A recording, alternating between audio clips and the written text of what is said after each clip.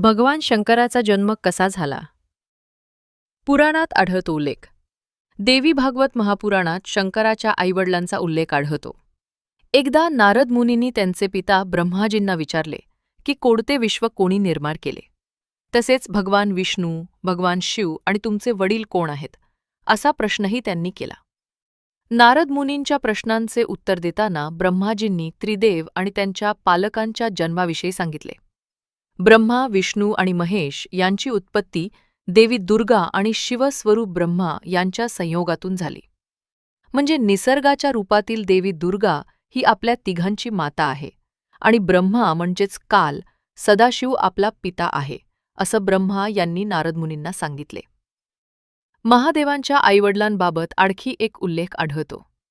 यानुसार एकदा भगवान ब्रह्मा आणि विष्णू यांच्यात एका गोष्टीवरून भांडण झाले. तेव्हा ब्रह्माजी विष्णू